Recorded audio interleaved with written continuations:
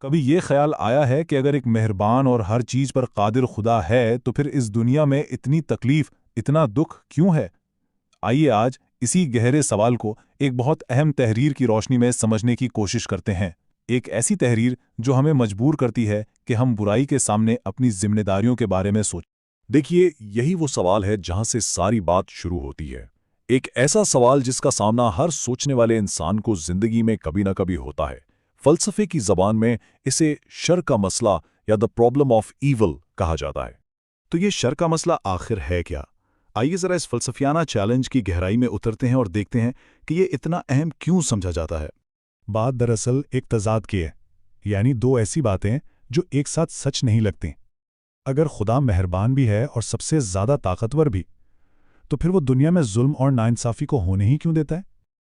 یہ سوال آپ کہہ لیں مذہبی فکر کے بالکل مرکز میں ہے۔ اچھا، اس بہت بڑے چیلنج کے جواب میں مذہبی نقطہ نظر کیا کہتا ہے؟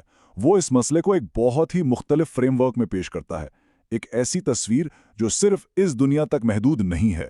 اس مذہبی جواب کی جو بنیاد ہے نا، وہ ہے آزادی اختیار کا تصور۔ یعنی خدا نے انسان کو ایک روبوٹ نہیں بنایا، بلکہ اسے یہ طاقت دی کہ وہ اچھائی یا برائی میں سے کسی ایک کو چن سکے۔ اور ظاہر ہے جب چننے کی آزادی ہوگی تو پھر برائی کے وجود کا امکان بھی پیدا ہو جاتا ہے۔ تو اس کی پوری ایک لاجیکل چین بنتی ہے۔ آئیے اسے سٹیپ بائی سٹیپ سمجھتے ہیں۔ پہلا قدم، خدا نے آزادی دی۔ دوسرا، اس آزادی سے اچھائی اور برائی دونوں کا امکان پیدا ہوا۔ تیسرا، اس امکان کی وجہ سے یہ دنیا ایک امتحان کی جگہ بن گئی۔ اور آخری بات، اس امتحان کا جو حتمی نتیجہ ہے، جو مکمل انصاف ہے، وہ آخرت میں ہوگا جہاں ہر عمل کا حساب کتاب ہوگا۔ اور یہاں پر ایک بہت ہی اہم نکتہ ہے، آخرت میں انصاف کا وعدہ۔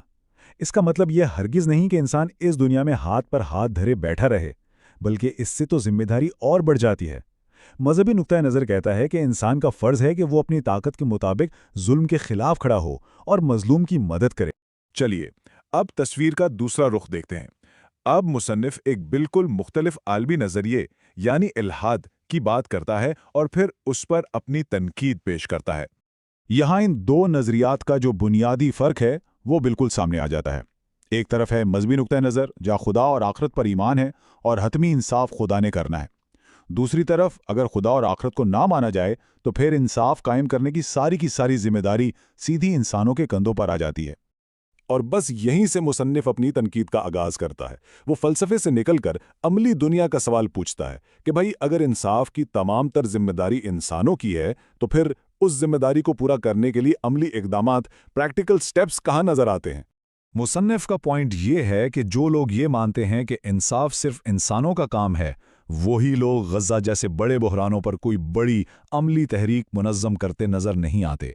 اس تحریر میں اس رویے کو سہولت پسندانہ خاموشی کہا گیا ہے، اور مصنف کے مطابق یہ تو ان کے اپنے ہی نظریے کے خلاف ہے، یہ اپنی ہی اخلاقی ذمہ داری سے پیچھے ہٹنے والی بات ہے۔ اب ہم اس بحث کے آخری حصے کی طرف آتے ہیں۔ یہاں مصنف اس بات پر زور دیتا ہے کہ آپ کا عالمی نظریہ جو بھی ہو، ناانصافی کے خلاف عمل کرنا، ایکشن لینا ایک لازمی انسانی فریضہ ہے۔ یہاں مصنف کا استدلال بہت دلچسپ ہے، ذرا غور کیجئے۔ وہ کہتا ہے کہ اگر آخرت کا کوئی یقین نہیں ہے، تب تو اس دنیا میں انصاف کے لیے لڑنے کی ذمہ داری اور بھی زیادہ فوری اور ضروری ہو جاتی ہے۔ کیوں؟ کیونکہ پھر انصاف کے لیے کوئی دوسرا موقع، کوئی اور جگہ ہے ہی نہیں، تو عمل کرنا فوری اور ناگزیر بن جاتا ہے۔ تو مصنف کے مطابق یہ سوال اٹھانا کہ اگر خدا ہے تو ظلم کیوں ہے، یہ ان لوگوں کے لیے اپنی ذمہ داری سے بھاگنے کا ایک بہانہ بن جاتا ہے جو اصل میں خدا کے وجود کو مانتے ہی نہیں۔ سوچئے، اگر کسی کے نزدیک خدا ہے ہی نہیں تو پھر الزام کس پر؟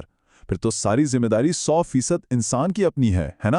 اپنے اس پورے تجزیے کے اختتام پر مصنف قرآن کی یہ آیت پیش کرتا ہے، جس کے ذریعے وہ شاید یہ بتانا چاہتا ہے کہ اس کے پیش کیے گئے مذہبی نقطہ نظر میں ایک اندرونی ہم آہنگی اور کنسسٹنسی موجود ہے۔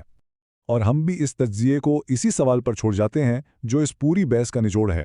ہمارا عالمی نظریہ، ہماری سوچ کچھ بھی ہو، لیکن جب ہم اپنے آس پاس ناانصافی دیکھتے ہیں تو ہماری اصل ذمہ داری کیا بنتی ہے؟ یہ ایک ایسا سوال ہے جس پر ہم سب کو ٹھہر کر سوچنا چاہیے۔